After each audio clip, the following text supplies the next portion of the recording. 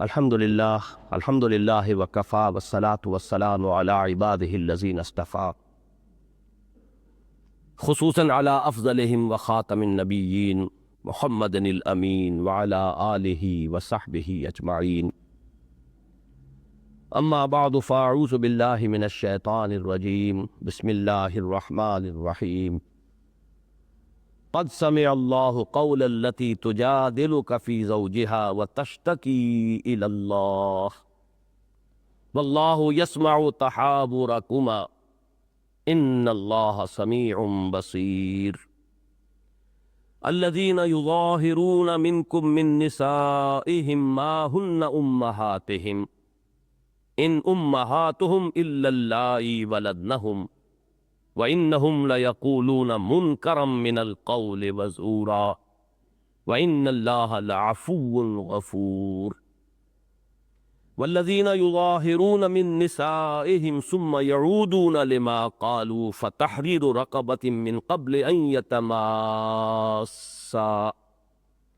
ذَلِكُمْ تُوعَظُونَ بِهِ وَاللَّهُ بِمَا تَعْمَلُونَ خَبِيرٌ فمن لم يجد فصيام شهرين متتابعين من قبل أن يتماسا فمن لم يستطع فإطعام 60 مسكينا ذلك لتؤمنوا بالله ورسوله وتلك حدود الله وللكافرين عذاب أليم صدق الله العظيم رب اشرح لي صدري ويسر لي أمري واحلل عقدة من لساني يفقهوا قولي۔ سورہ حدید سے مدنی صورتوں کا جو سلسلہ شروع ہوا ہے اس میں دوسری صورت سورہ مجادلہ ہے۔ اس سورہ مبارکہ کا جو تعلق ہے سورہ ما قبل سے یعنی سورہ حدید سے، جس کو کہ ہم بالعموم تعبیر کیا کرتے ہیں کہ یہ جوڑے ہونے کی نسبت ہے، تو اس کی وضاحت کے ضمن میں اس وقت پہلے مجھے تمہیداً کچھ باتیں عرض کرنی ہیں۔ ان دونوں صورتوں کے جو مین تھیمز ہیں انہیں اچھی طرح سمجھ لینا چاہیے، تبھی ان کے مضامین میں جو مناسبت ہے اور جو ربط و تعلق ہے اور ان میں جو نسبت زوجیت ہے وہ واضح ہوگی۔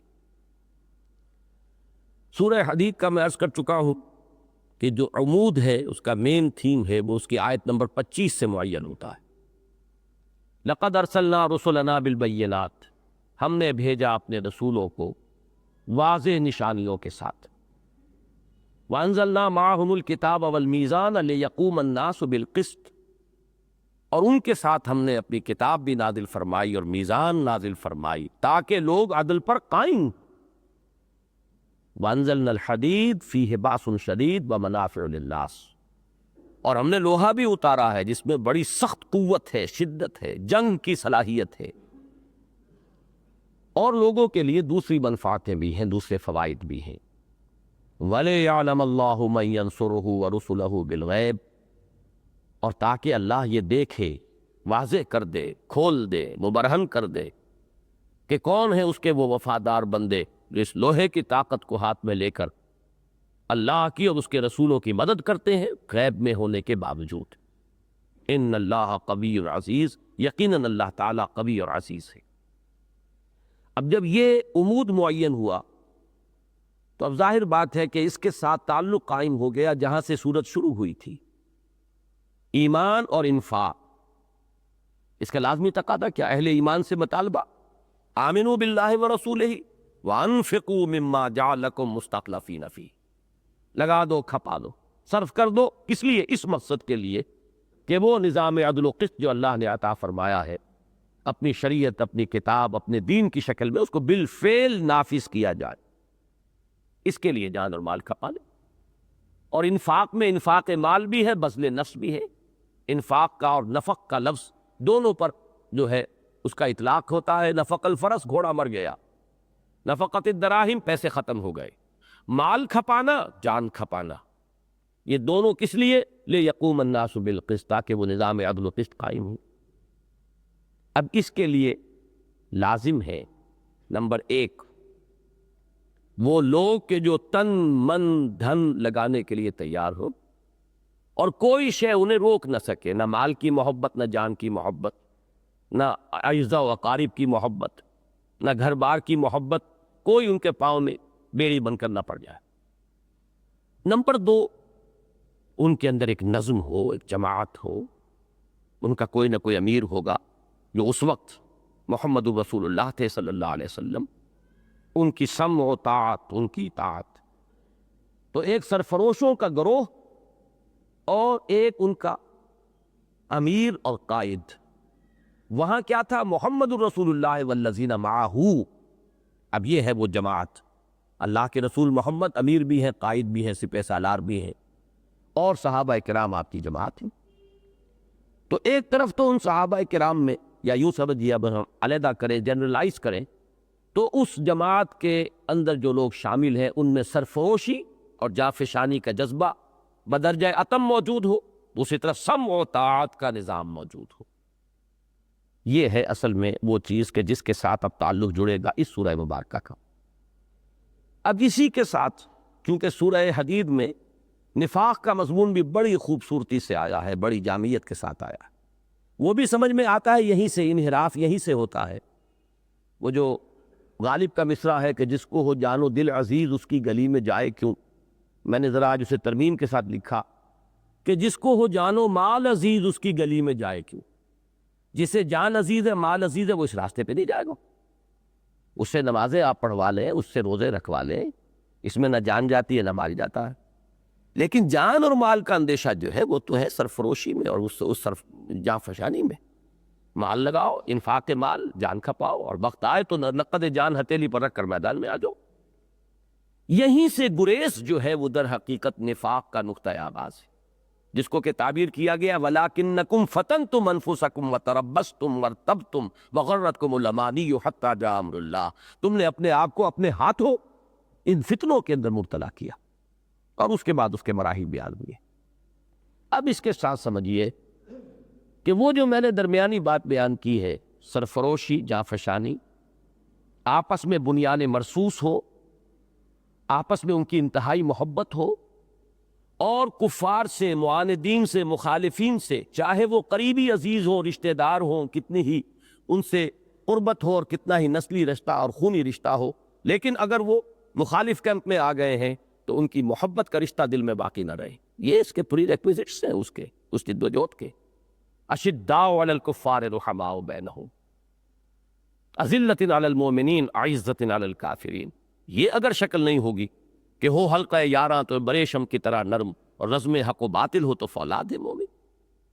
نمبر 2، سمع و طاعت اگر نہیں ہوگی، اس قائد یا امیر، اس سے اگر محبت نہیں ہے اور اس کی سمع و طاعت دلی آمادگی سے نہیں، ایک ہے مارے بادے کو ڈسپلن کا تقاضا پورا کر دینا، وہ تو اس سے تو کام نہیں چلے گا اس انقلابی جماعت کا۔ وہاں تو ضرورت ہے محبت اور دلی جذبے کے ساتھ، اس کے چشم و ابرو کے اشارے کے اوپر گردنیں کٹانے کو تیار ہوں گے تو کہیں انقلاب آتا ہے، ورنہ نہیں آتا۔ بس یہ ہے وہ معاملہ۔ منافقین پر یہی دو چیزیں شاق گزرنے والی تھیں، اور اسی کا ذکر ہے سورہ مجادلہ کا جو بین حصہ ہے۔ یہ 22 آیات ہیں، اس میں ان 22 آیات میں سے 18 آیات میں یہی موضوعات ہیں۔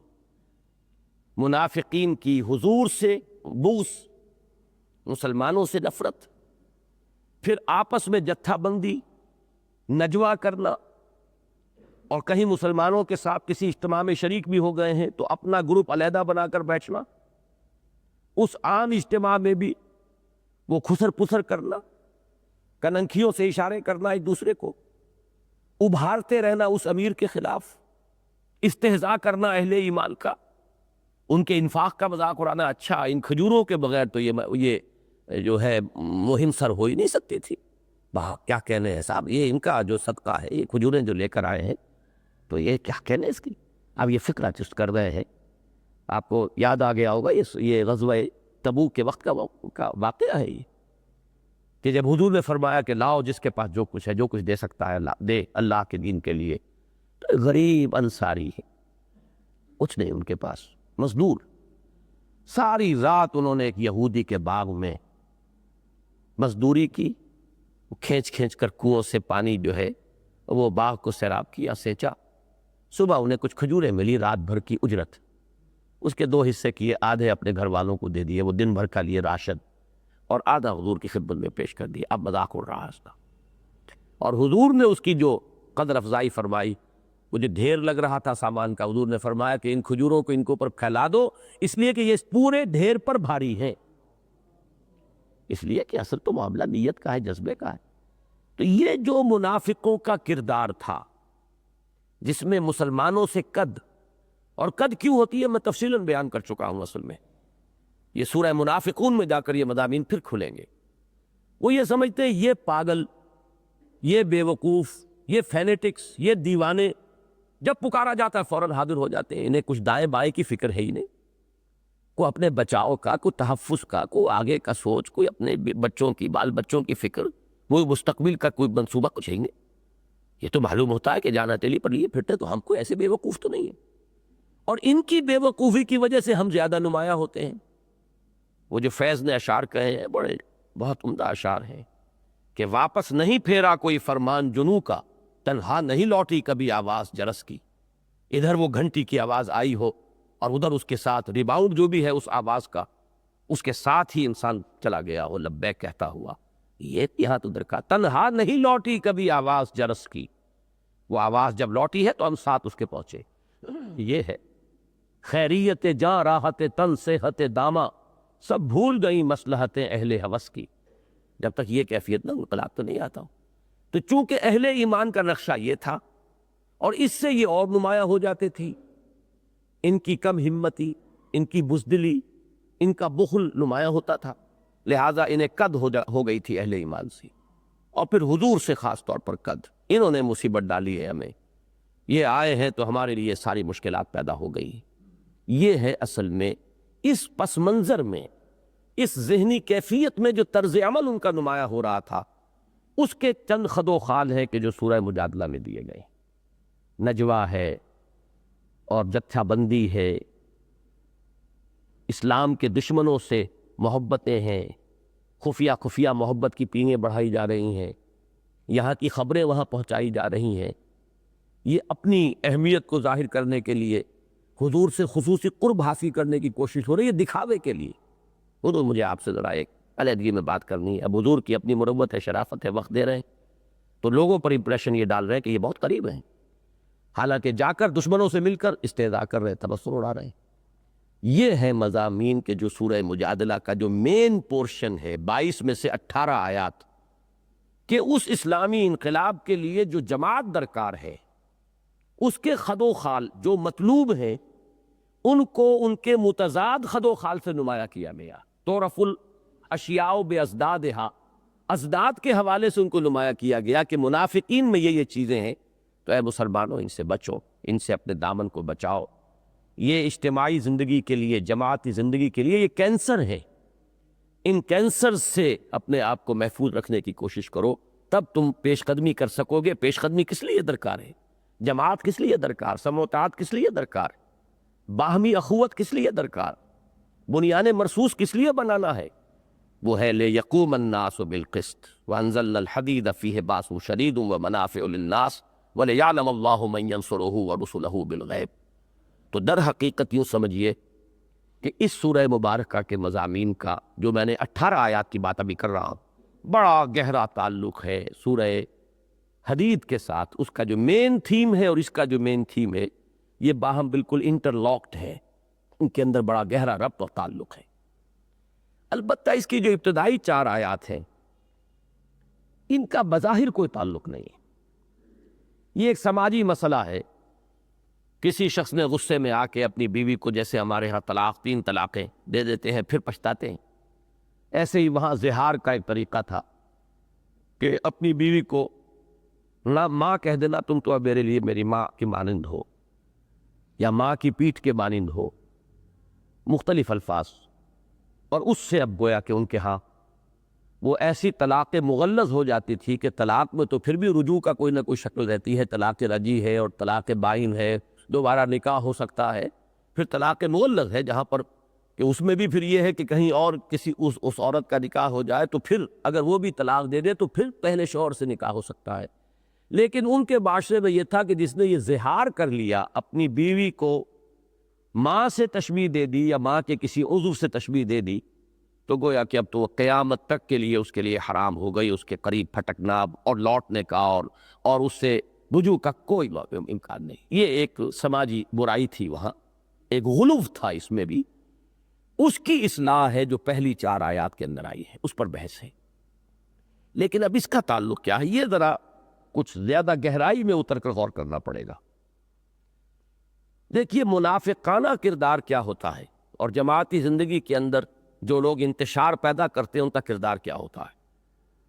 کسی چیز پر عدم اطمینان ہوا، اسے لے اڑے، اس کا پرچار ہو رہا ہے، علیحدہ بیٹھ کر اپنی جو مایوسی اور فرسٹریشن ہے اس کو پھیلا رہے ہیں، لوگوں کو شریک کر رہے ہیں تاکہ وہ بھی بددل ہو جائے، نجوا ہو رہا ہے، غیبت ہو رہی ہے، چغل خوریاں ہو رہی ہیں۔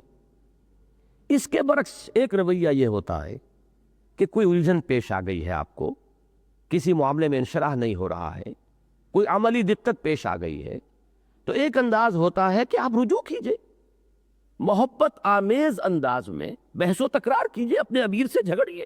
جھگڑے میں فرق ہوتا ہے، ایک جھگڑا ہوتا ہے سمجھنے کے لیے، ایک جھگڑا ہوتا ہے اپنی رائے کو اور واضح کرنے کے لیے۔ ایک انسان سمجھتا ہے کہ میرا امیر یا میرے ساتھی جو ہے میری بات سمجھ نہیں پا رہے، تو وہ بار بار اپنی بحث و تکرار کرتا ہے، بات کو واضح کرنا چاہتا ہے، کسی اور غصے بھی ہوتا ہے، لیکن کرتا انہی سے ہے، ادھر ادھر نہیں اڑاتا، اذاعوا بہ والی بات نہیں کرتا کہ اس کو منتشر کر دے، پھیلا دے، بلکہ وہ وہیں اس کا نام ہے مجادلہ۔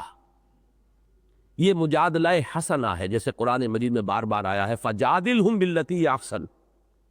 تو جدال اصل میں تو کہتے ہیں جھگڑے کو، لیکن ایک جھگڑا تو ہے وہ مارکوٹائی والا جھگڑا، ایک ہوتا ہے زبانی، میں آپ کو اپنی کوئی بات سمجھانا چاہ رہا ہوں، آپ کی سمجھ میں نہیں آ رہی، میں پھر کہتا ہوں بھائی سمجھ گیا، آپ کی سمجھ میں کیوں نہیں آ رہی ہے، میرا یہ پوائنٹ ہے، میرا اصل مسئلہ یہ ہے، آپ کی بات جو ہے آپ غور نہیں کر رہے ہیں میری بات پر۔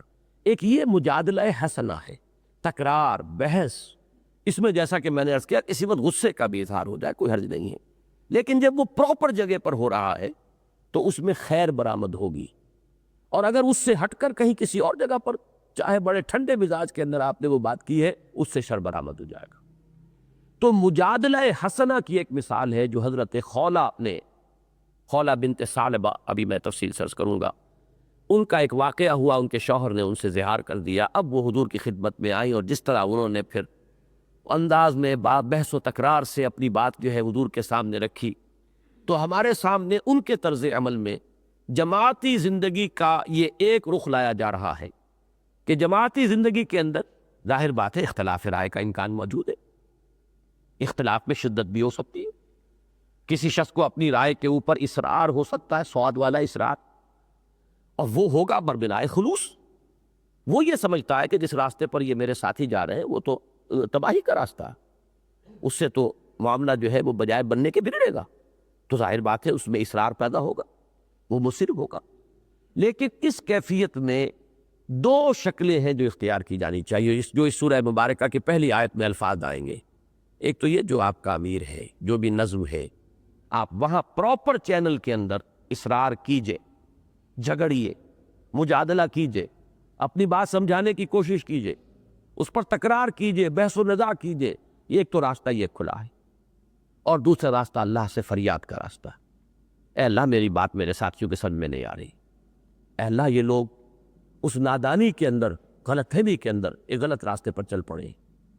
تو ایک ہے اللہ سے فریاد، اللہ سے دعا، اللہ کا پکارنا، رات کی تنہائیوں میں اس کے خصوصی دعائیں کرنا، اور ایک ہے پراپر چینل جو ہے تنظیم کا، اس کے اندر اس بات کو اپنی پوری قوت کے ساتھ، بحث و تکرار کے ساتھ، اس میں جھگڑا بھی ہو جائے کوئی حرج نہیں ہے، اس میں اگر کسی وقت جو پروٹوکول ہے اور جو آداب ہے مجلسی ان میں کوئی کمی بیشی ہو جائے کوئی حرج نہیں ہے، اس لیے کہ اس سے خلل واقع نہیں ہوگا، اس سے انتشار پیدا نہیں ہوگا، بلکہ اس سے یقیناً خیر کا راستہ نکلے گا۔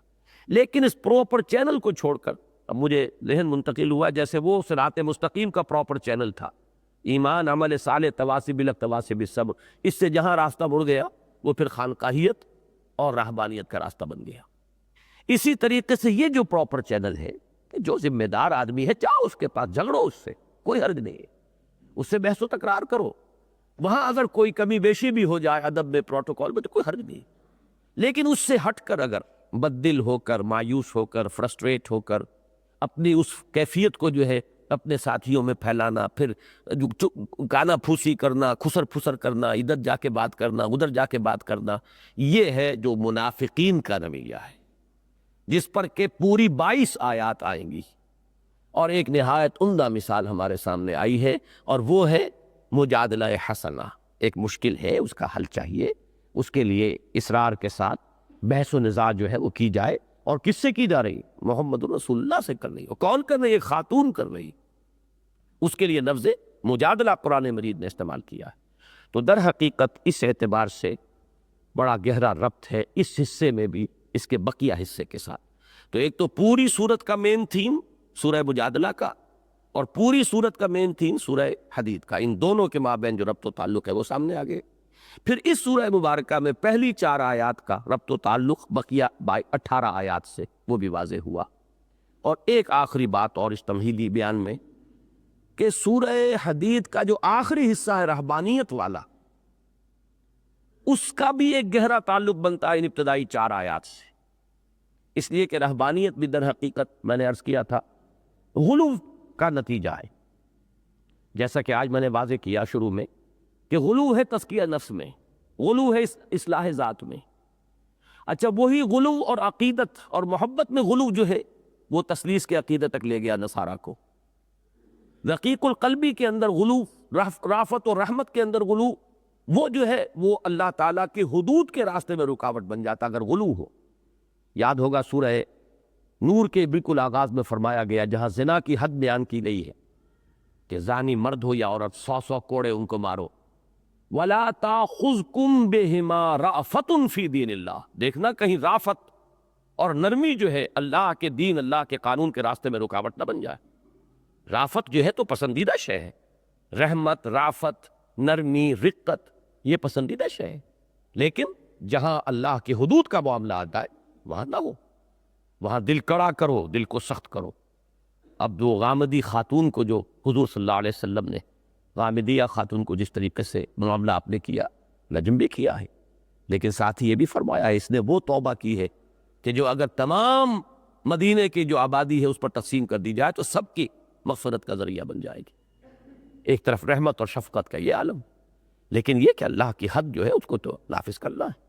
اس میں رحمت للعالمین کے اندر جو بھی رافت اور رحمت ہے خلق کے لیے وہ بھی آڑے نہیں آئے گی۔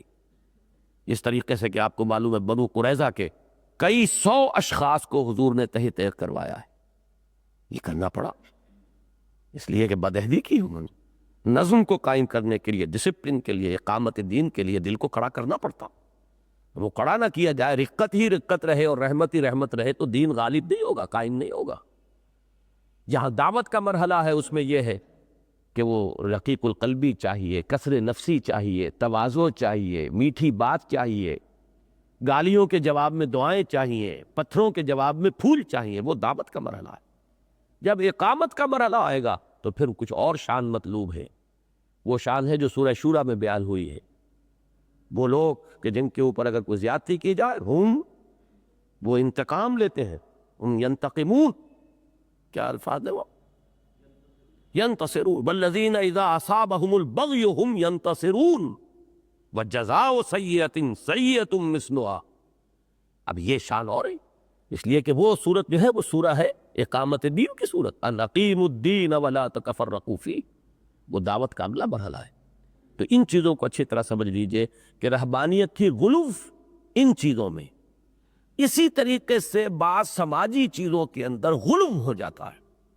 اب کیا کریں، ماں کہہ بیٹھا ہوں میں، اب تو میں ہاتھ ٹوٹ گئے، پاؤں ٹوٹ گئے، خاندان ہلاک ہو جائے، بچے تباہ ہو جائیں، برباد ہو جائے، بعض چیزوں میں انسان انتہائی حساس ہو جائے۔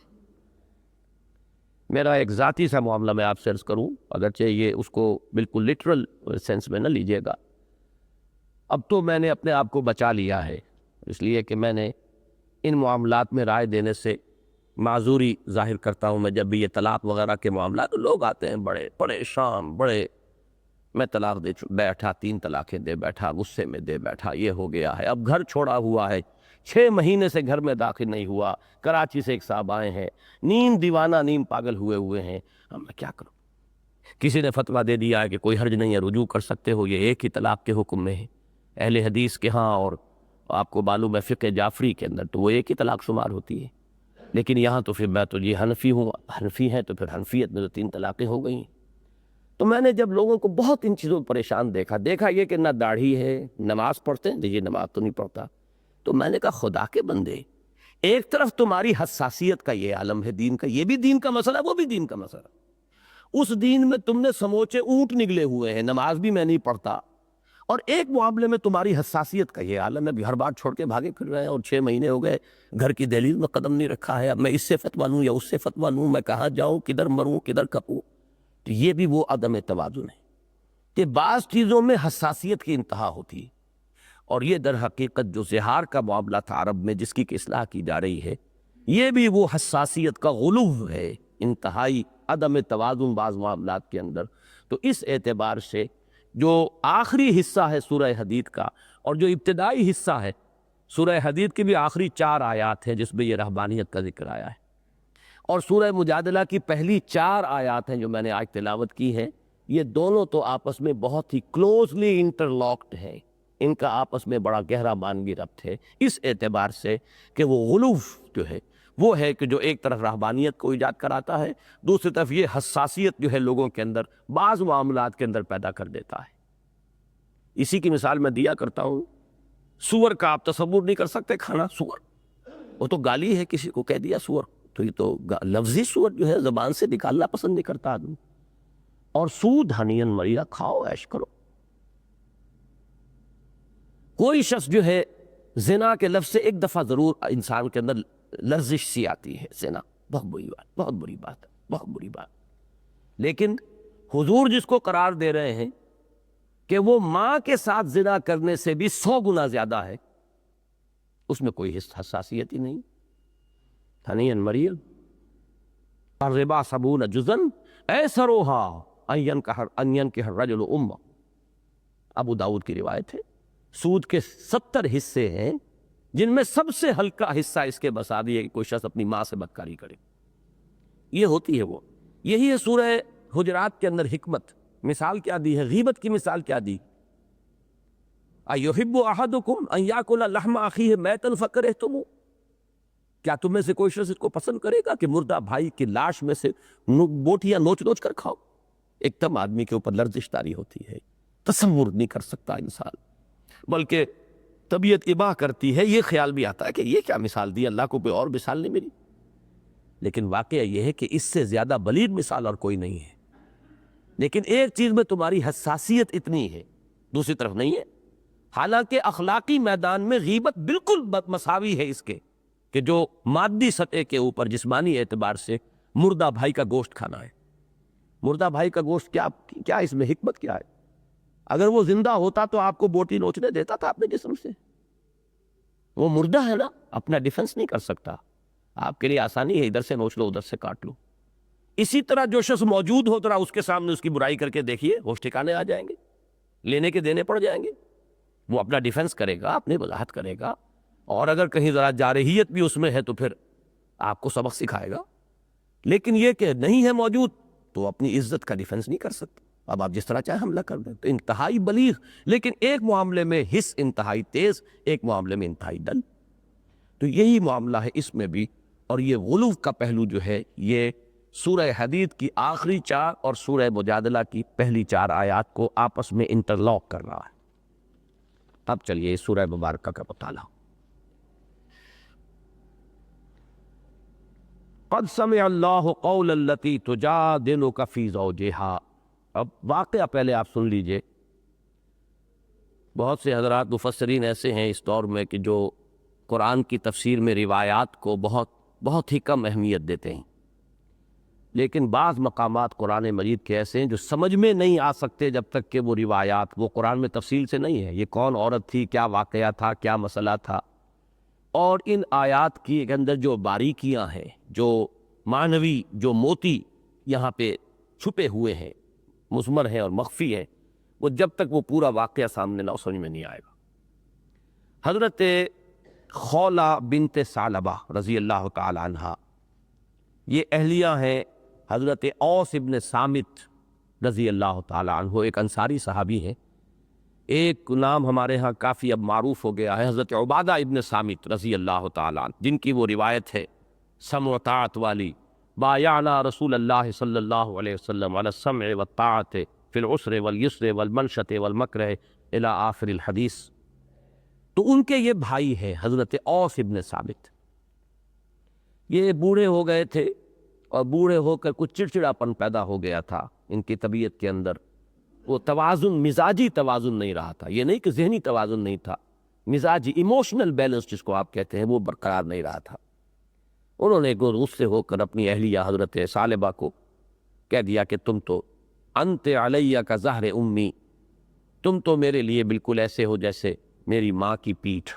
اب اس کو ذرا لطیف سی بات ہے، اس کو سمجھ لیجئے، زہر اصل میں کہتے ہیں پیٹھ کو، اور یہ لفظ استعمال ہوتا ہے سواری کی پیٹھ کے لیے۔ آپ گھوڑے پر سوار ہیں تو اس کی پیٹھ پر سوار ہیں، آپ کسی اور جانور پر سوار ہیں، پیٹھ پر سوار ہیں۔ تو اب یہ اصل میں اس جنسی تعلق کو اس لفظ کے حوالے سے لایا گیا ہے کہ تاکہ عریانیت بھی نہ آئے اور بات بھی استعارے کے انداز میں واضح ہو جائے، تو اس کے حوالے سے یہ لفظ ان کے ہاں پر مستعمل تھا کہ تم تو میرے لیے ماں کی طرح ہو گئی ہو۔ وہ یہ کہہ بیٹھے۔ اب جو جاہلیت کا رواج تھا وہ تو یہ تھا جو میں بتا چکا ہوں، اس قدر غلو طلاق میں وجوہ ہو سکتا ہے، اور اسلام نے بھی آ کر جو پھر طلاق کے 3 درجے قائم کیے ہیں، طلاق رجعی وہ تو وہ ہے جس میں کہ نکاح ثانی کی ضرورت نہیں، رجوع کر لیا، پھر وہ طلاق بائن، علیحدگی تو ہو گئی ہے لیکن نکاح دوبارہ ہو سکتا ہے باہمی رضامندی سے، پھر طلاق مغلظ، اس میں بھی ایک گنجائش ہے کہ اس وقت تو اب نہیں ہو سکتی دوبارہ شادی ان دونوں کی، لیکن یہ کہ اگر اس عورت کا کہیں اور نکاح ہو پھر اس کو وہاں سے بھی طلاق مل جائے، یا ہو جائے طلاق کسی سبب سے، یا وہ بیوہ ہو جائے، کوئی بھی سبب ہو، تو پھر دوبارہ جو ہے وہ اسی سابق شوہر سے نکاح ہو سکتا ہے۔ لیکن یہ جو زہار کہلاتا تھا ان کے ہاں، مظاہرہ اور زہار، یہ بھی نوٹ کر لیجئے، یہ لفظ مظاہرہ اور زہار یہ باب مفاعلہ کا مصدر ہے، جیسے مجادلہ اور جدال، اسی طریقے سے مقاتلہ اور قتال، مجاہدہ اور جہاد، یہ دونوں اصل میں مصدر بنتے ہیں باب مفاعلہ سے، مجادلہ، جدال، مظاہرہ، زہار، تو زہار اور مظاہرہ ایک ہی شے۔ تو انہوں نے زہار کیا کہ تم تو میری ماں کی طرح ہوئے۔ اب وہ حضرت ثعلبہ حضور کے پاس آئی اور انہوں نے کہا کہ یہ کہا ہے اور انہوں نے طلاق کا ارادہ نہیں تھا حضور، یہ معاملہ نہیں تھا، آپ میرے لیے کوئی راستہ نکالیے۔ مختلف روایات میں بڑی تفاصیل آتی ہیں۔ حضور نے کہا کہ مجھے تو کوئی حکم ابھی تک مجھ پر تو نازل نہیں ہوا۔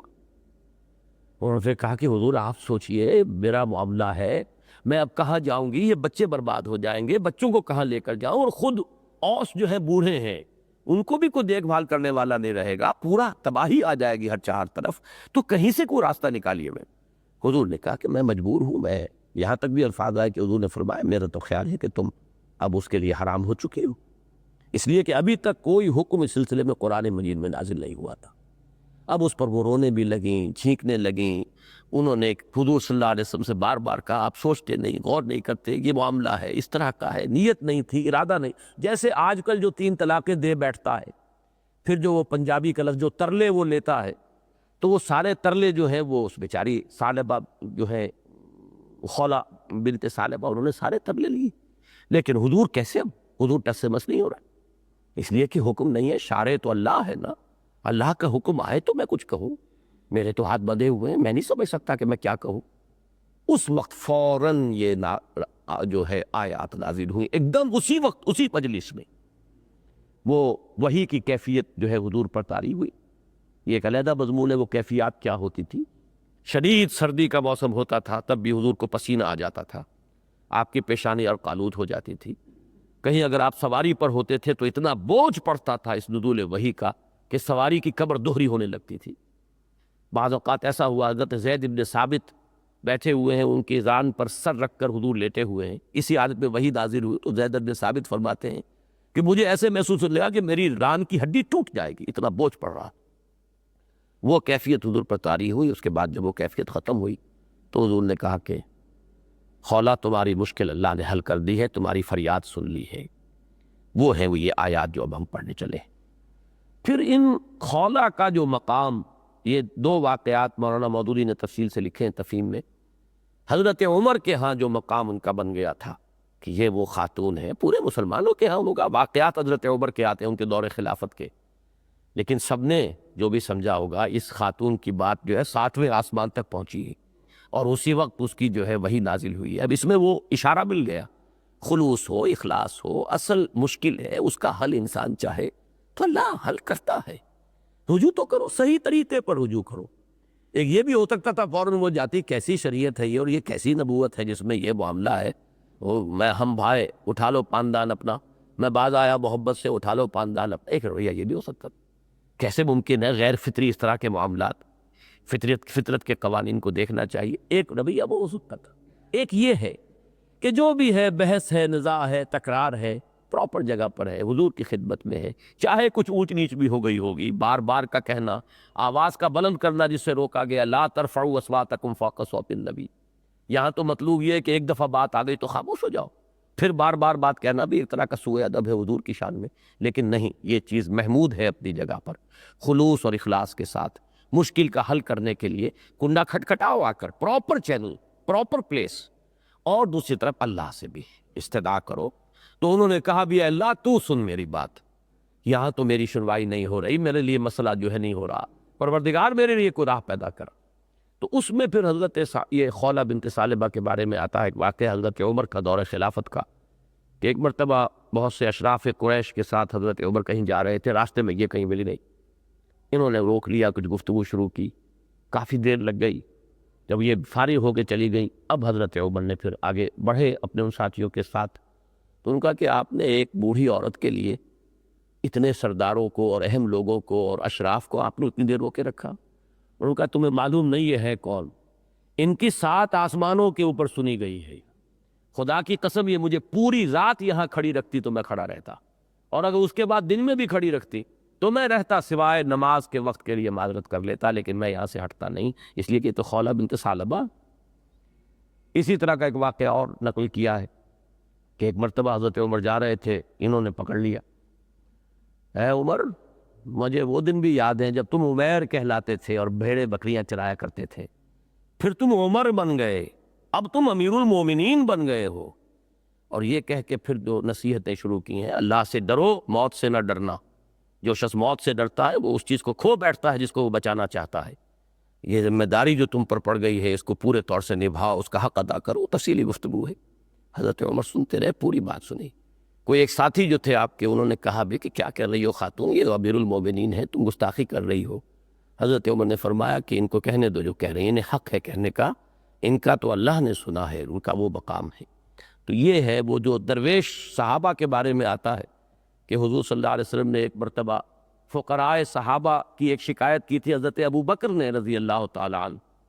تو آپ نے فرمایا تھا ابو بکر کہیں انہیں ناراض تو نہیں کرائے، اس لیے کہ جن سے وہ ناراض ہو جائے ان سے اللہ ناراض ہو جاتا ہے. اور یہ کس سے کہہ رہے ہیں؟ افضل البشر بعد الانبیاء بالتحقیق ابو بکر صدیق سے حضور فرما رہے ان فقراء کے بارے. ان میں ابو ذر تھے، ان میں اور دوسرے جو درویش صحابہ تھے وہ حضرات تھے. تو بہرحال یہ ہے وہ واقعہ. اب آگے چلیے. قد سمع اللہ قول التی تجادلک فی زوجہا، اللہ نے سن لی بات اس خاتون کی. اور یہاں سننا جو ہے یہ سن لی اور قبول کر لی، یہ دونوں مفہوم اس میں شامل ہوں گے. کسی اونچی بارگاہ کے ضمن میں جب یہ بات آئے گی تو آپ کہتے ہیں سننا، میری سنوائی نہیں ہوئی، اس کے کیا معنی ہے؟ یہ نہیں کہ سنا نہیں گیا، بلکہ میری بات چلی نہیں، میری بات مانی نہیں گئی، میری استدعا قبول نہیں ہوئی. تو یہ سن لینا جو ہے اس معنی میں ہے. قد سمع اللہ، اللہ نے سن لیا اور قبول کر لیا، گرانٹ کیا ہے. ان کی request, Hare request is granted. قد سمع اللہ قول التی تجادلک، اب یہ جدال کا لفظ آ گیا ہے. جدل کہتے تو ہیں وہ جھگڑا، لیکن یہ جھگڑا ایک جدل حسنہ ہے، انداز جھگڑنے کا ہوگا، لیکن اس میں جو روح ہے وہ خلوص کی روح ہے، وہ سچائی کی روح ہے، وہ بہتری اور خیر خواہی کا جذبہ ہے، وہ ہدایت کی طلب ہے، وہ رہنمائی اخذ کرنے کے لیے ہے، افہام و تفہیم کے لیے ہے. یہ جو ہے اس کو جدال حسنہ کہتے ہیں. جادلہم باللتی احسن. 3 جو لیولز ہیں دعوت کے، ادع الی سبیل ربک بالحکمت والموعظۃ الحسنۃ. سب سے اونچا لیول ہے حکمت، دانائی، وزڈم. براہین دلائل کے ساتھ بات کرو۔ دوسرا موعظہ حسنہ عوام الناس کے لیے عمدہ نصیحت۔ اور تیسرے لیول پر ضرورت پڑتی ہے بحث و تکرار کی بھی ضرورت پڑتی ہے۔ یہ الفاظ اقبال نے استعمال کیے ہیں، بحث و تکرار اس اللہ کے بندے کی سرشت ملا کے لیے، کہ میں بھی حاضر تھا وہاں ضبط سکون کر نہ سکا، حق سے جب حضرت ملا کو ملا حکم بہشت۔ اب اس میں یہ کہ بحث و تکرار اس اللہ کے بندے کی سرشت، تو وہ بحث و تکرار کی بھی ضرورت پیش آتی ہے، لیکن اس میں ہمیں حکم ہے کہ وہاں اپنے اخلاقی وقار اور مقام کو برقرار رکھو، اس سے نیچے مت اترو۔ تو اسی طرح کا یہ جدال ہے۔ تجادلو کا یہ بھی باب مفعلہ مجادلہ، تجادلو کا فی زوجہا اپنے شوہر کے بارے میں، فی سے مراد ہے ان کے بارے میں۔ اب جدال تو ہو رہا ہے حضور سے، وَتَشْتَكِي إِلَى اللَّهِ، اور وہ فریاد کر رہی تھی اللہ سے۔ لفظ شکایت اگرچہ اس کا ترجمہ ہوگا اردو میں مستعمل ہے، اسی سے پھر شکوہ بھی بنا ہے، لیکن شکایت اور شکوہ جو ہے وہ ہمارے ہاں اس کا عربی زبان میں لازم نہیں ہے وہ مفہوم، لیکن ہمارے ہاں اس میں ذرا ایک مضموم پہلو شامل ہے، شکایت یا شکوہ، تو بہتر لفظ ہوگا فریاد۔ اور یہ جو ہے اس کی دو مثالیں میں نے آج خاص طور پر نوٹ کی تھی، کہ یہ جو شکوہ ہے اللہ کے ساتھ یا شکایت اللہ سے، یعنی اللہ کی فریاد، تو حضرت یعقوب علیہ السلام کے تذکرے میں سورہ یوسف میں آپ کو ملتا، انما اشکو بسی وحزنی الی اللہ، جو بھی فریاد کرنی ہے اللہ کے ہاں کرو، وہ ہے غیاث المستغیثین، فریاد کرنے والے کی فریاد رسی کرنے والا تو اللہ ہی ہے۔ اور یہی بات ہمیں ملتی ہے پھر یوم طائف کے واقعات میں حضور کے لیے، اللہم الیک اشکو ضعف قوتی وقلت حیلتی وحبانی علی الناس، اے اللہ تیری ہی جناب میں فریاد لے کر آیا ہوں اپنی قوت کی کمی کا، اپنی کمزوری کا، وسائل کی کمی کا، اور لوگوں میں جو رسوائی ہو رہی ہے اور بے وقری ہو رہی ہے جس طریقے سے کہ میری توہین کی جا رہی ہے، اب میں کہاں جاؤں؟ فریاد لے کر تیری ہی بارگاہ میں فریاد لے کر آیا۔ وہی لفظ یہاں ہے۔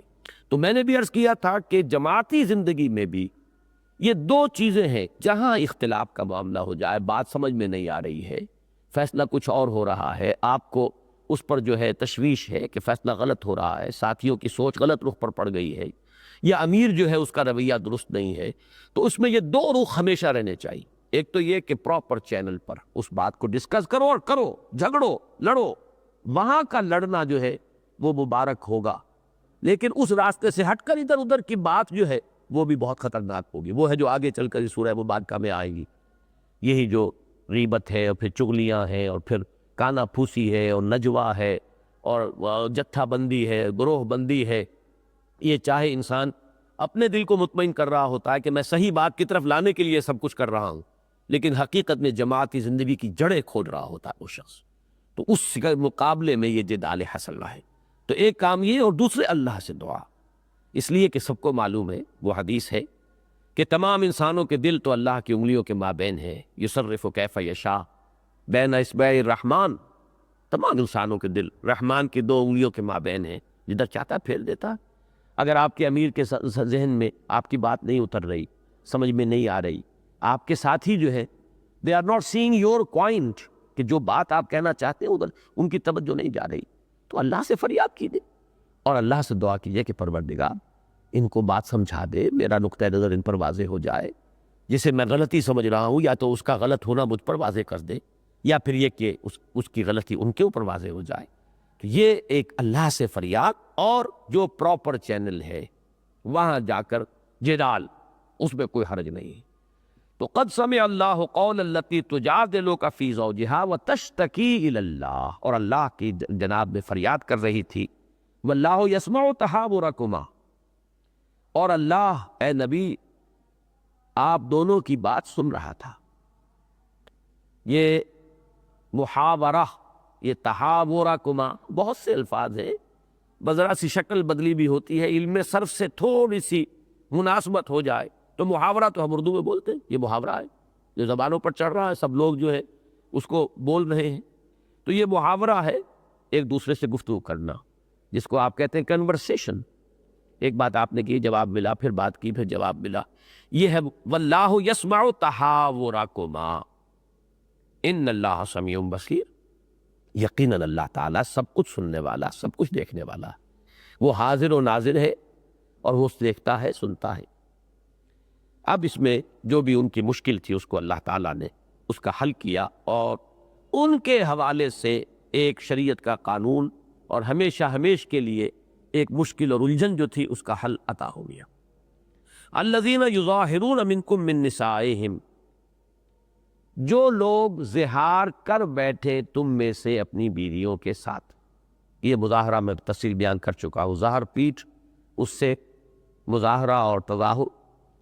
الذین یظاہرون، جو یہ زہار کر بیٹھے، منکم تم میں سے، من نسائہم اپنی بیویوں سے، ما ہن امہاتہم، وہ جان لے کہ، یہ گویا کہ یہاں پر محذوف ہے، وہ جان لے کہ وہ ان کی مائیں نہیں ہے، مائیں نہیں بن جاتی، کہہ دینے سے مائیں نہیں بن جائیں گی۔ اور امہاتہم یہ جو حالت نسبی میں آیا ہے تو اس سے اشارہ ہو گیا کہ یہاں ماں جو ہے لیسا کے معنی میں ہے، اس لیے کہ زیادہ تاکید نفی کی لیسا سے ہوتی ہے، اور لیسا کی خبر جو ہے منسوب ہوتی ہے، تو فرمایا ما ہن امہاتہم، ہرگز ہرگز وہ ان کی مائیں نہیں ہے۔ اس طرح کہہ دینے سے، زبان سے نکال دینے سے، اور یہ بات جو ہے جو کلمہ تم نے نکال دیا اس سے وہ تمہاری مائیں نہیں بن سکتی، نہ وہ مائیں ہیں۔ ان امہاتہم الا اللہ ولدنہ، نہیں ہے ان کی مائیں مگر وہی جنہوں نے انہیں جنا ہے۔ یہ بیوی ہے تمہاری، اتنے عرصے بیوی رہی ہے، تمہارا تعلق زن و شو رہا ہے، تمہارے بچے ہیں اس کے بطن سے، آج تم نے ماں کے لیے، تو تمہارے کہنے سے وہ ماں بن جائے گی۔ جیسے کہ سورہ احزاب میں جب متبنہ کی نفی ہوئی ہے کہ کوئی منہ بولا بیٹا اسلام میں نہیں ہے، بیٹا تو وہی ہوگا جو اللہ نے آپ کو عطا فرمایا ہے، منہ بولا بیٹا جو ہے شریعت میں نہیں۔ اسی طریقے سے یوں ہی زبان سے نکال دیا تو تمہاری وہ ماں نہیں بن جائے گی، وہ تمہاری بیوی ہے۔ ان امہاتہم الا اللہ ولدنہم، اس میں ایک نکتہ اور ضرور نوٹ کیجئے، ایک تو یہ کہ جس نے جنا ہے کسی کو وہ تو اس کی ماں ہے ہی ہے، اس میں تو کسی شک و شبے کی گنجائش نہیں، لیکن شریعت نے کچھ اور کو بھی ماں کے حکم میں رکھا ہے، دادی ہے، نانی ہے، یا اور اوپر چلتے جائیے، یا اسی طریقے سے وہ ساس ہے، وہ بھی ماں کے حکم میں ہے۔ اسی طریقے سے ازواج النبی، حضور صلی اللہ علیہ وسلم کے ازواج ہیں، وہ بھی ماؤں کے ہیں، قرآن مجید نے کر دیا ہے۔ تو جس کو شریعت نے کر دیا، اللہ نے کر دیا، رسول نے کر دیا، اس ترچے میں اس کی گنجائش اس میں موجود رہے گی۔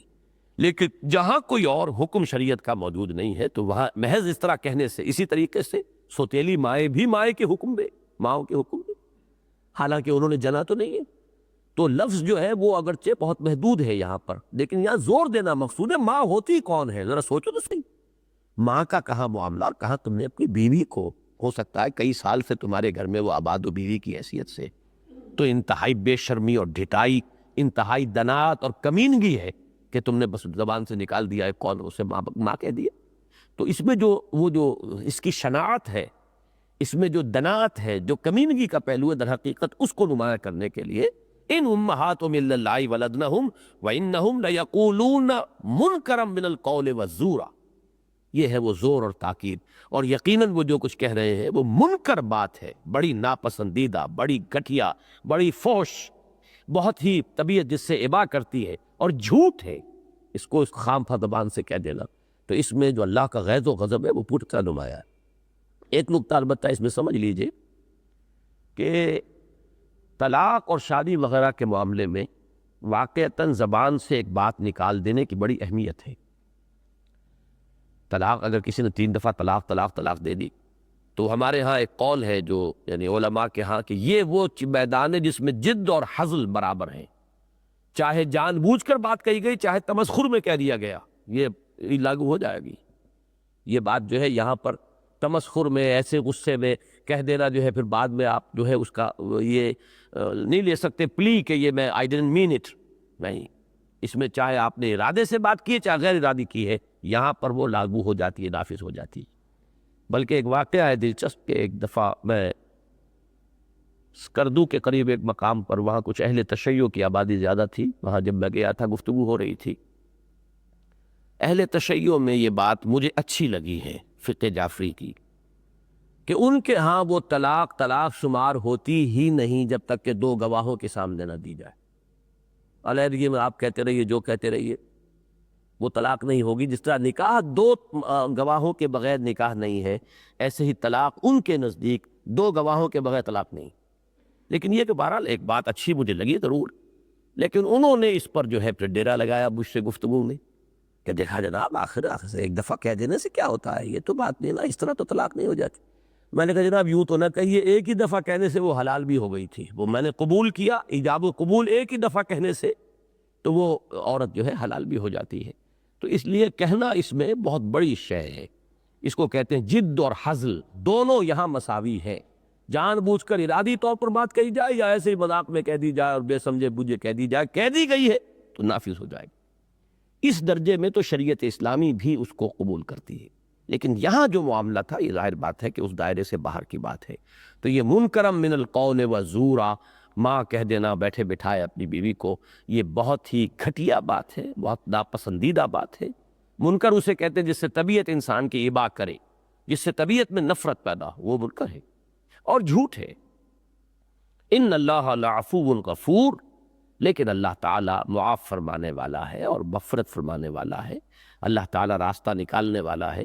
ایک پوائنٹ یہاں نوٹ کیجئے گا، اس زہار کے ضمن میں کفارے کا حکم آگے آئے گا، تو اللہ کے عفو اور غفور ہونے کا مطلب یہ نہیں ہے کہ کفارہ نہیں دینا پڑے گا۔ ان کو اچھی طرح سمجھ لیجئے کہ فرض کیجئے کوئی گناہ آپ سے سرزد ہو گیا، شریعت نے اس کے لیے کفارہ مقرر کیا گیا، یا کوئی جرم آپ سے ہو گیا ہے، اس کی سزا ہے، وہ سزا اسلام میں یا حدود ہے یا تعزیرات ہوں، تو اللہ تعالیٰ کا غفور اور ودود اور رحیم اور رؤوف یہ سب کچھ ہونا اپنی جگہ ہے، لیکن اس سے نفی نہیں ہو جائے گی کفارے کی یا حد کی یا تعزیر کی۔ شریعت اپنی جگہ برقرار رہے گی، اس کے جو بھی اخروی جو چیزیں ہیں، جو اثرات ہیں، اللہ تعالیٰ ان کو معاف فرما دے گا، لیکن دنیا میں جو شریعت کا قانون ہے وہ لاگو ہوگا۔ کسی نے زنا کیا ہے، اس نے اقبال بھی کر لیا ہے، اس پر حد جاری ہوگی، وہ توبہ کرنے سے اس کی اس دنیا کی سزا جو ہے وہ ختم نہیں ہوگی۔ اسی طریقے سے کفارہ اپنی جگہ ہے، اور اللہ کا عفو اور غفور ہونا اس کا حوالہ در حقیقت دیا جا رہا ہے اخروی سزا کے بارے میں۔ اللہ تعالیٰ معاف فرمانے والا ہے، مغفرت فرمانے والا ہے۔ والذین یظاہرون من نسائہم، اور جو لوگ اپنی بیویوں سے زہار کر لیں، ثم یعودون لما قالوا، پھر پلٹنا چاہیں اس بات سے، پلٹیں اس سے کہ جو انہوں نے کہا تھا، اب رجوع کرنا چاہتے ہیں، پلٹنا چاہتے ہیں، اگرچہ اس میں یعنی اس ایک چھوٹے سے قانون میں اتنی پھر اس کے بعد تنقیحات ہیں اور اتنی اس کی جزیات ہیں، ان کا تو احاطہ میرے لیے تو خیر ممکن ہی نہیں، درس میں ناممکن ہے، اور میرا وہ ذوق بھی نہیں۔ میں حیران ہوا دیکھ کر کہ مولانا مودودی صاحب نے 12 صفحے بڑے سائز کے اور باریک قلم کے اس کی جو قانونی بحثیں ہیں اس کے اوپر صرف کر دی۔ تفہیم القرآن میں اس اعتبار سے بڑا عدم توازن ہے کہ شروع میں اس میں بہت اختصار ہے، غالباً 6-7 پارے ایک ہی جلد میں آ گئے، اور اس میں ساری شریعت سورہ بقرہ بھی، وہاں کہیں تفصیل نہیں ہے۔ آخر میں آ کر تو مولانا نے اس کو فقہ کی کتاب بھی بنا دیا ہے، سارے یہ حنبلوں کا یہ، مالکیوں کا یہ، اور شوافع کا یہ، اور فلاں کا یہ، اور فلاں کا یہ، ایک ایک جزیے کے بارے میں سارے اختلافات، سارے موقف، تو جن کو دلچسپی ہو وہ ادھر رجوع کر لیں۔ واقعہ یہ ہے کہ انہوں نے بڑی ضخیم جو ہوں گی فقہ کی کتابیں، اس میں سے جوہر نکال کر اس موضوع پر جو ہے وہ جمع کر دیا ہے۔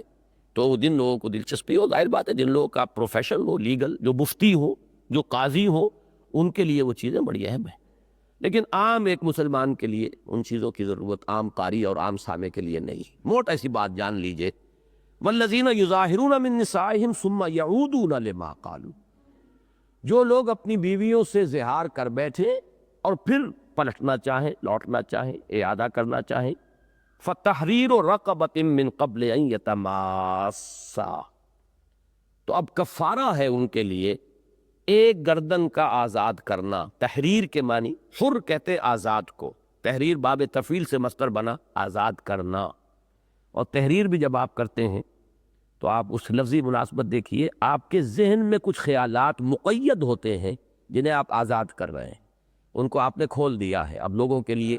وہ جو آپ کے ذہن میں تھا، ماخوذ ذہنی تھا، آپ کے دماغ کے صندوق میں بند خیالات تھے، جنہیں آپ نے قلم کے حوالے سے، قلم کی وساطت سے آزاد کر دیا ہے اور کھلا چھوڑ دیا ہے کہ اب یہ پرندے اڑے جدھر ان کو اڑنا ہے، اور اس سے پھر استفادہ کریں جو بھی کرنا چاہتا ہے۔ تو تحریر یہ ہے، اصل لفظی معنی آزاد کر دینا۔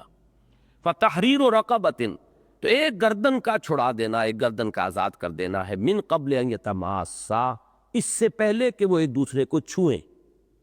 چھوئیں کا یہ مطلب نہیں ہے کہ ہاتھ بھی نہ لگ جائے، وہ اچھوت بن گئی ہے، بلکہ یہ چھونا وہ پھر استعارہ ہے تعلق زن و شو کے لیے۔ یتماسا، اس سے پہلے کہ وہ ایک دوسرے کو چھوئیں یا ہاتھ لگائیں، تعلق زن و شو سے قبل ایک غلام کا آزاد کر دینا جو ہے وہ ان پر واجب ہے، لازمی۔ اس میں اب بحثیں آئی ہیں، دیکھیے میں مثال دے رہا ہوں، وہ غلام ہونا ضروری ہے یا لونڈی کے آزاد کرنے سے بھی گزارا ہو جائے گا؟ پھر وہ مسلمان ہونی لازم ہے یا غیر مسلم بھی ہو تو گزارا ہو جائے گا؟ اب یہ تو واقعی بحثیں جو ہیں، جب قانون میں جب تنقیحات نکلتی ہیں تو جیسے کہ آپ کو معلوم ہے کہ جو دیوانی مقدمات ہوتے ہیں اس میں ایشوز فریم کیے جاتے ہیں، اب کیا کیا ایشوز ہیں اس میں، تو پھر تو اس کے اندر چل سو چل والی بات ہے کہ اس کے اندر بہت سی تفاصیل ہیں۔ بہرحال ایک بات یہ ہے کہ پسندیدہ ترین شے یہ ہوگی کہ کوئی مرد غلام ہو اور مسلم ہو، اس کی گردن چھڑائی جائے، اس کو آزاد کر دیا جائے۔ ذالکم توعظون بہ، یہ ہے جس کی تمہیں نصیحت کی جا رہی ہے۔ اب اس میں تاکید کا انداز ہے یہ کہ ڈونٹ ٹیک اٹ لائٹلی، ذالکم توعظون بہ، یہ بات جو ہے، اور اس میں در حقیقت یہ سمجھ میں آتا ہے کہ اصل میں دو آلٹرنیٹیوز بھی بعد میں دیے گئے ہیں، لیکن اصلاً مطلوب یہی ہے، خاص طور پر اس زمانے میں، اس معاشرے میں جب کہ یہ غلامی کا انسٹیٹیوشن موجود تھا، اب تو بالفعل موجود نہیں ہے، ہو سکتا ہے کبھی حالات اسی طرح کے ہو جائیں، اس لیے ایبروگیشن جو ہے، ٹوٹل ایبروگیشن اس کی قرآن مجید میں نہیں آئی، لیکن یہ کہ بالفعل اس وقت نہیں ہے۔ تو اس وقت غلاموں کی ایمینسیپیشن اور ان کی آزادی کے لیے شریعت نے یہ بڑا عمدہ راستہ اختیار کیا، مختلف گناہوں کے کفارے میں غلام کا آزاد کر دینا، تو یہ اس کا ایک ضمنی موضوع تھا۔ ذالکم توعظون بہ، یہ ہے جس کی کہ تمہیں نصیحت کی جا رہی ہے، تاکید کی جا رہی ہے۔ وعظ کے معنی ہوتے ہیں کسی بات کو بڑی تاکید کے ساتھ بیان کرنا۔ واللہ بما تعملون خبیر، اور جان لو جو کچھ تم کر رہے ہو اللہ اس سے واقف ہے، باخبر ہے۔ یہ بھی وہی یعنی بہت پہلو جو ہے تاکید کا ہے، اور اس میں ایک طرح کی دھمکی کا انداز ہے، اس لیے کہ ابھی آپ نے کفارہ ادا نہیں کیا اور تعلق زن و شو بیوی سے قائم کر لیا، کسی اور کو تو پتہ نہیں ہوگا، اللہ کو تو معلوم ہے، جبکہ حکم اس کا یہ ہے کہ اب قریب نہ پھٹکو، جب تک کہ اس میں جو سزا کا پہلو ہے، تاکہ یہ بات جب لوگوں کے سامنے آ جائے گی تو اب آسانی سے زبان سے الفاظ نہیں نکال دے گا کوئی۔ میرے نزدیک طلاق ثلاثہ کے معاملے میں بھی جو اصل خرابی ہمارے ہاں ہو رہی ہے، اس کی طرف بہت کم کسی کی توجہ جا رہی ہے، اور وہ یہ ہے کہ حضرت عمر رضی اللہ تعالیٰ عنہ نے جب وہ اجتہاد کیا اور جب لازم کر دیا کہ 3 طلاقیں ایک محفل میں اگر ہوں گی تو وہ طلاق مغلظ ہو جائے گی، حضور کے بارے میں تو یہی معلوم ہوتا ہے کہ حضور پوچھ لیتے تھے تمہاری نیت کیا تھی، اگر اس نے کہا کہ صاحب 3 ہی کی تھی حضور، تو بھائی جاؤ، اب معاملہ ختم ہوا، اور اگر وہ کہنے حضور میں تو 1 ہی کی نیت تھی، تو پھر حضور نرمی برتتے تھے اور اس کو رجوع کی اجازت دے دیتے تھے۔ حضرت عمر نے یہ دیکھا کہ اب اس سے فائدہ اٹھا رہے ہیں لوگ، جب چاہا 3 طلاقیں دے دی، کہہ دیا یہ میرا تو کوئی ارادہ نہیں تھا، 1 ہی کا تھا، تو اس کو روکنے کے لیے یہ ایک حضرت عمر رضی اللہ تعالیٰ عنہ نے در حقیقت فیصلہ کیا، اور اس پر اجماع ہو گیا امت کا، اور خلافت راشدہ کا اجماع جو ہے وہ اب لاگو ہے ہمیشہ کے لیے، اس کی حجیت ہے، وہ حجت بن گئی ہے۔ یہی وجہ ہے کہ ہمارے چاروں جو ہیں اہل سنت کے فقہی مسالک جو ہیں، حنفی، مالکی، شافعی، حنبلی، ان چاروں کے ہاں یہ چیز متفق علیہ ہے اب کہ 3 طلاقیں اگر ایک وقت میں دے دی گئی ہیں طلاق مغلظ ہے۔ لیکن اصل شے کیا تھی، اس کا دوسرا پہلو بھول گئے لوگ۔ حضرت عمر کوڑے لگواتے تھے اس شخص کو، سزا بھی دیتے تھے۔ آج بھی اگر یہ قانون بن جائے کہ جو شخص 3 طلاقیں ایک محفل میں دے گا اسے 5 سال کی قید ہوگی، تو ہوش ٹھکانے آ جائیں گے، پھر وہ آدمی جو ہے وہ کبھی جو ہے یہ واقعات جو نہیں ہوں گے، معلوم ہو کہ سزا ہوگی قید با مشقت۔ 3 طلاقیں بن بھی جائیں گی، 3 ہی، اور اس کے علاوہ جو ہے سزا ملے گی، جیسے حضرت عمر کوڑے لگاتے تھے کہ تم نے یہ شریعت اسلامی کے ساتھ استہزاء کیا ہے، مذاق اڑایا شریعت کا۔ تو یہ انداز ہمارے یہاں ہے نہیں، اس کی کوئی سرزنش نہیں، کوئی سزا نہیں۔ اس سزا کو نافذ کر دیا جائے تو خود بخود اس کی ایک اصلاح ہو جائے گی، تو کوئی، اور اس میں کوئی حرج نہیں ہے، یہ تعزیر کے درجے کی چیز ہے، حد نہیں ہے، اس تعزیر کے اندر فیصلہ کیا جا سکتا ہے، 2 سال کی، 1 سال کی، 5 سال کی قید با مشقت اس شخص کو دی جائے جو 3 طلاقیں ایک مجلس میں دے دے، اور وہ جو بھی طریقہ ہے، جو سنت کا طریقہ ہے، اس سے وہ اگر ربا کرتا ہے تو پھر اس کی اصلاح ہو سکتی ہے۔ بہرحال جو بھی اس کا کفارہ ہے وہاں پہ آ رہا ہے کہ وہ تمہیں ادا کرنا ہوگا، اور قانون خداوندی کی پوری پیروی کرنی ہوگی، اس سے پہلے کہ تم باہم ایک دوسرے کو چھو، وہ اس گردن کا چھڑا دینا، غلام کا آزاد کر دینا لازم ہے۔ ذالکم توعظون بہ واللہ بما تعملون خبیر۔ فمن لم یجد، اب ہے آلٹرنیٹ، اگر کسی کی استطاعت نہیں ہے، فمن لم یجد فصیام شہرین متتابعین من قبل ان یتماسا، تو پھر 2 مہینے کے روزے پے بپے تابڑ توڑ، کوئی وقفہ نہیں آئے گا، 60 دن کے روزے رکھنے ہوں گے۔ اگر وقفہ ہو گیا تو پھر 1 سے شروع کرنا ہوگا، گنتی پھر چلے گی، متتابعین ہے یہ، اس میں وقفہ نہیں آئے گا اس سے پہلے کہ وہ ایک دوسرے کو چھوئیں۔ یہ در حقیقت سارے اقدامات ہیں تاکہ لوگوں کے ہوش ٹھکانے رہیں کہ یہ معاملہ اتنا ہلکا نہیں ہے، اور یہی میں سمجھتا ہوں کہ یہیں سے ہمیں رہنمائی لینی چاہیے کہ طلاق مغلظ جو ہے 3 طلاقیں ایک وقت میں دینے کے لیے کم سے کم یہ کفارہ تو مقرر کریں، یہ اس کو نافذ کریں، ہم اس کو اپنے قانون کے ذریعے سے نافذ کر سکتے ہیں۔ وہ حد نہیں ہوگی، وہ ایک تعزیر ہوگی، اس کے اوپر ہم جو ہے لیجسلیشن کر سکتے ہیں، اور اس میں ہمیں یہ نظیر ملے گی۔ اس میں بعض واقعات آتے ہیں، وہ حضور کی خاص ایک شان رحیمی جو ہے وہ اپنی جگہ تھی۔ ان کے بارے میں بھی آتا ہے کہ حضور نے بلایا پھر حضرت اوس کو کہ مبارک ہو، اللہ نے تمہارے لیے راستہ نکال دیا ہے۔ انہوں نے کہا کہ حضور کیا راستہ ہے؟ کہ غلام آزاد کو، میرے پاس تو غلام ہے نہیں، تو تم 60 روزے رکھو۔ تو بیوی بول پڑی کہ یہ تو جب تک 3 وقت دن میں کھانا نہ کھائے ان کی بینائی زائل ہو جاتی ہے، یہ کیا روزے رکھیں گے؟ پھر وہ کہا کہ اچھا، تو پھر تیسرا جو آلٹرنیٹ آ رہا ہے کہ 60 مسکینوں کو کھانا کھلاؤ، وہ کہا کہ میرے پاس تو نہیں ہے۔ تو حضور نے پھر وہ کہیں سے کسی سے کہہ سن کے انہیں کوئی صدقہ یا کوئی تعاون کروایا، تو وہاں سے پھر وہ 60 مسکینوں کے کھانے کے معاملے پہ جو آخری ہے۔ اب یہ حضور کی اپنی ایک شان تھی۔ ایک اور صحابی کا واقعہ تھا اسی طرح کا، وہ روزے میں اپنی بیوی کے ساتھ جو ہے ہم بستری کر بیٹھی، اب اس کا بھی یہی ہے معاملہ، روزہ توڑنے کا کفارہ یہی ہے۔ روتے ہوئے آئے، حضور یہ ہو گیا مجھ سے، میں کیا کروں؟ حضور نے فرمایا 60 روزے رکھو۔ حضور نے کہا حضور ایک روزے میں مجھ سے صبر نہیں ہوا تو یہ 60 روزے میں کیسے رکھوں؟ تو حضور نے فرمایا اچھا پھر 60 مساکین کا کھانا تمہارے ذمہ ہے۔ وہ کہا کہ میں ہم تو رات بھی بغیر کھائے سوئے تھے، تو میرے پاس کہاں 60 آدمیوں کو کھانا کھلانے کو؟ مجھ سے زیادہ تو مجھے تو نہیں معلوم کہ مدینے میں مجھ سے زیادہ بھی کوئی تنگ دست ہوگا۔ تو حضور نے فرمایا اچھا پھر بیٹھے رہو۔ پھر کہیں سے کوئی کھجوریں آئیں، ہدیے میں آئیں یا ستے میں آئیں، حضور نے وہ ان کو دی کہ جاؤ ان میں سے 60 آدمیوں کو بھی تقسیم کرو، اپنے گھر والوں کے لیے بھی اس لے لی۔ اب یہ ہے حضور کا ایک خصوصی معاملہ۔ بہرحال وہ شان جو ہے وہ اب جب ایک قانون کا نظام بنے گا، اور حضور کے ایک اختیار خصوصی کا معاملہ ہے، قانون کے اندر تو پھر قانون کی سختی اور قانون کی خشکی جو ہے وہ پھر آنی جو ہے وہ ناگزیر ہو جاتی ہے۔ بہرحال دوسرا آلٹرنیٹ یہ ہے کہ 60 روزے پے بپے، فمن لم یستطع، اور جس میں اس کی استطاعت نہ ہو، اس کی مقدور نہ ہو، مقدرت نہ ہو، فاطعام 60 مسکینا، تو 60 مسکینوں کو، اور اطعام سے مراد ایک دن کا کھانا، 2 وقت کا کھانا، ایک وقت کا کھانا نہیں۔